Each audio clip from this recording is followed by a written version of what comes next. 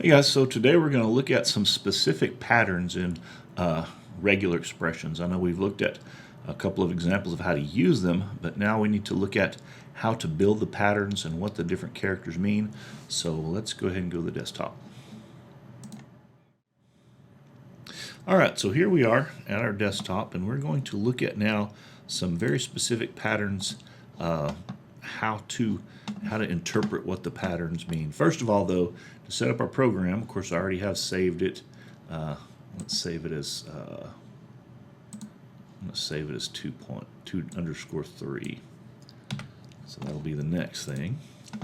Alright, so the first thing that we need to do, of course, is if we're going to use regular expressions, we have to import the library. So the first step is always going to be import RE, which is the library that contains the regular expressions code. Now the next thing we're going to do is we're going to set up a string to search. So we're going to just call this string search. And basically what it is just a simple short string. We're going to initialize it like this, FOO123BAR. A simple string. And basically it's just text, and that's all it is. But what we're going to do is we're going to find a specific section of text or some specific characters in that. So we're going to use the search method from the regular expressions library. So let's go ahead and set that up. And the way we do that is we're going to do RE, which is the library, dot search, and we're going to use the search method. What we're going to look for are the numbers. We're going to look for the numbers 1, 2, 3. And we're going to do that in the string search.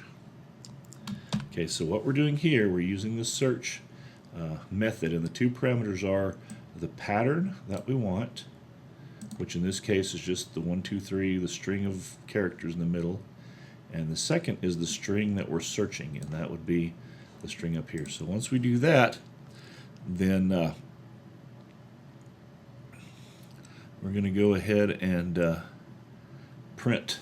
Let's just go ahead and print this whole thing. We're going to print this search out. Now, what it's going to give us basically is it's going to give us, if there's not anything there, it's going to say none. But if there is something there, it should give us the location, the span of characters in that line where our things are located. So let's go ahead and save this, and then we're going to go ahead and clear our screen here. Let's go ahead and run this. So this was Python. That's, oops. Size 2_3.py. Okay, so this is exactly what we expected. This is the response that we got. We have a match. That means that our search found something, and it found it in the span from 3 to 6. What this means is the character start in the string, Python starts counting at 0. So let's go ahead and analyze our code real quick. Alright, so looking at this string, we start counting at 0, 1, 2, 3. So this would be the third place, and yes, that's where the 1, 2, 3 starts. It starts at the third character, and it goes 4, 5. It stops at the start of the 6th character, and that's how this works. This is not the character it stops on. It stops on the character prior to this. So it covers 3, 4, and 5, and 6 is the end of the span. And so that's why we got that result. And it says the match is 1, 2, 3, which is what we were searching for. So in fact, we were able to find what we were searching for. Now, we can use this in other ways. This is basically a Boolean response, or it's what's called truthy. We can get a true or false out of this. You can use it as a Boolean. So we can change up our code a little bit. And so instead of saying print this, what we're going to do is we're going to do this. We're going to say if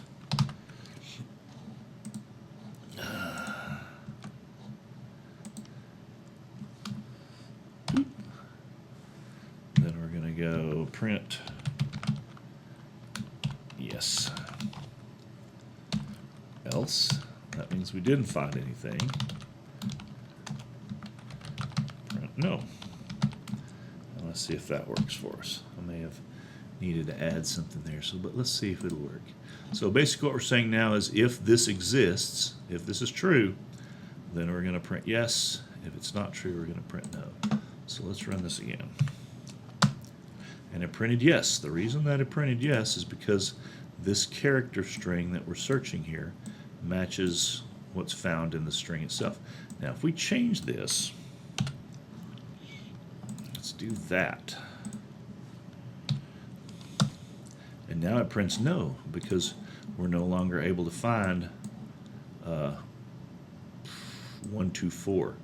We have 1, 2, 3, and so we're not able to find that. So now this condition is not true. So we can use these regex searches not only to find text and modify it, but we can use it as a Boolean so that we can look for things, and yes, if they're there, then we return true. If it's not there, then we return false. Or we can return true and then have it do something. For instance, we could go in and say, all right, if that string exists, then change it to something else. And that's really the strength of these regular expressions. It's really easy to find this in regular Python code. We would have had to parse this string. We'd have had to break it down character by character and examine each character, and it would have taken a lot of lines of code. But here, basically, you're looking at 7 lines of code. So this is a much faster and much easier way to do things. So let's go ahead and see if there is if there's another character that we can use.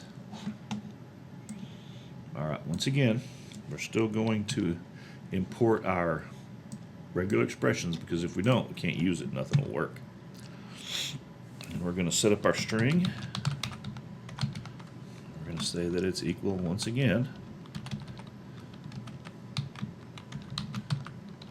to that. And now this time, what we're going to do is we're going to print the search again. But this time we're going to look for characters 0 through 9. Characters 0 through 9. So what we want each one of these to be a character. So we're looking for a place in the string where there are 3 numbers together. Now, do you think we'll find that? I'm thinking that right here is what's going to happen, because it's looking for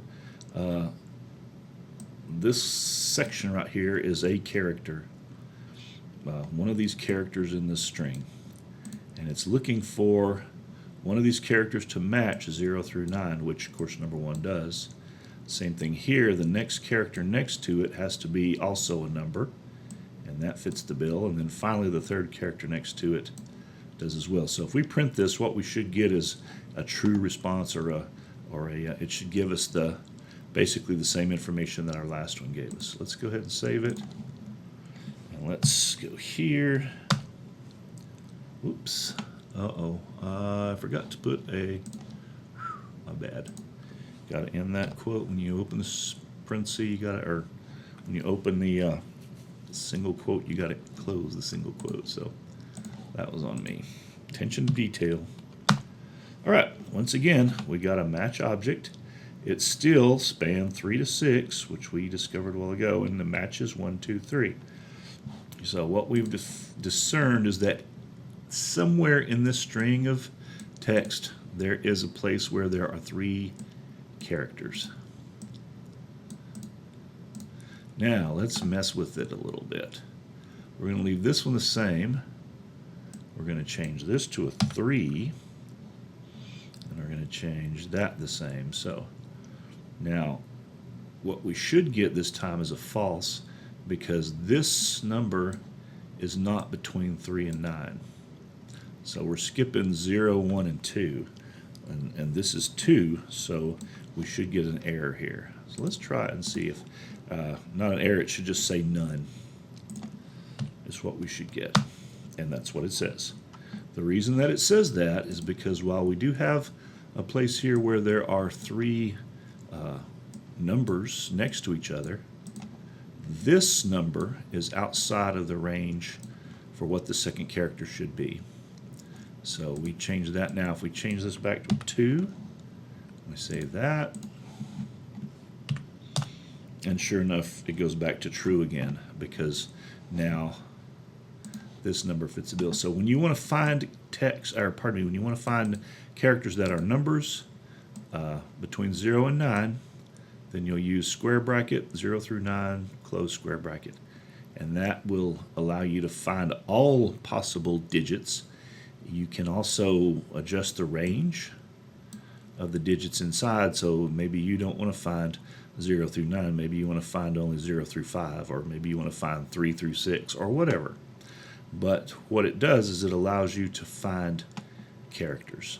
So we could do this again with alphabet. So let's go ahead and leave this character, but let's go for the next character. And let's go A through Z. Let's see what that does for us. Is there a place in here where there's a character that is a number followed by a character that is a letter? Maybe so. Let's see if it comes up. And sure enough it does. The span is 5 to 7. That means it starts on space 5 when we're starting and counting at 0. The character is 3B. So now we've got 0, 1, 2, 3, 4, 5. And there is space 5. And there's space 6. And remember, it goes on to the next space and counts that at the end of the range. So 3B is where we have a number and then a letter. And so that is basically how you can search for different patterns within a string. Let's do one more here. Let's go ahead, and this time we're just going to use 1, but we're going to look for a specific letter. We're going to look for the letter A. And it should be 0, 1, 2, 3, 4, 5, 6, 7. It should be at space 7. So let's try that and see what happens. I'm going to clear my screen here. And we're going to go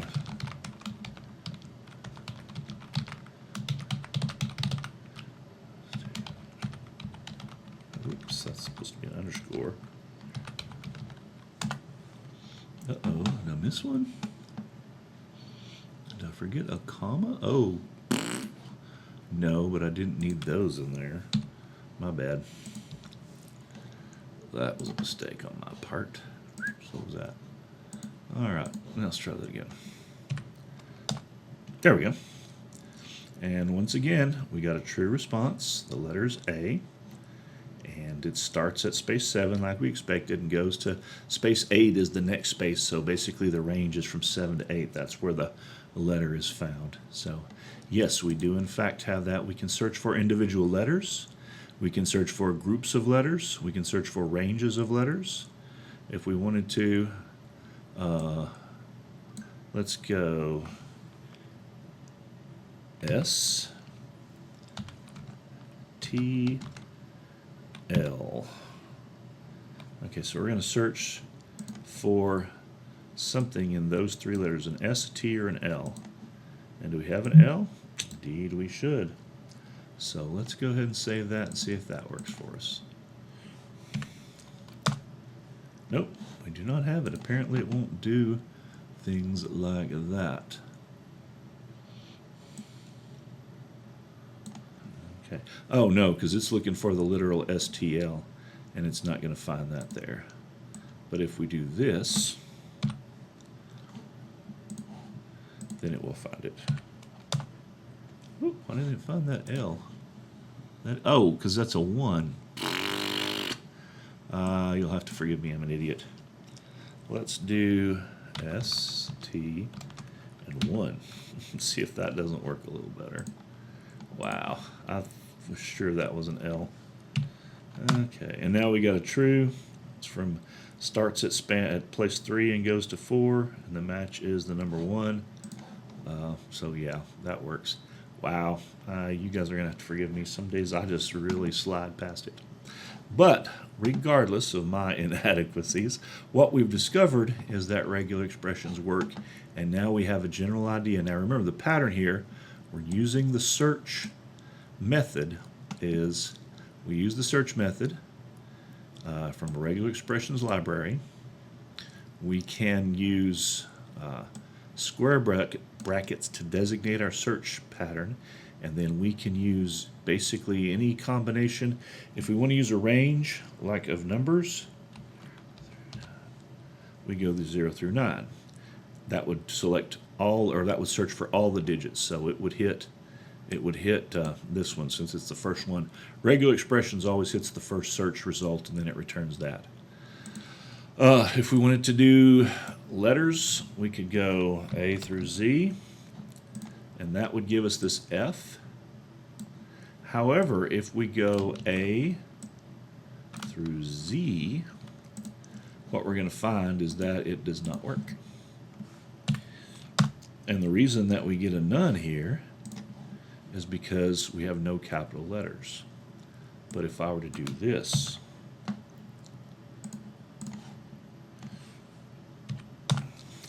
and now I get a true response. It's the very last character in the span, which is character 8, and the match is capital R because these are caps. So this regular expression search is case sensitive. So you're using the search method of regular expressions library. You're searching for either a character that's a letter or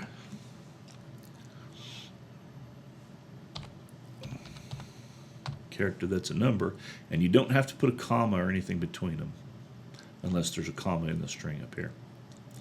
And you're searching this string, which is here.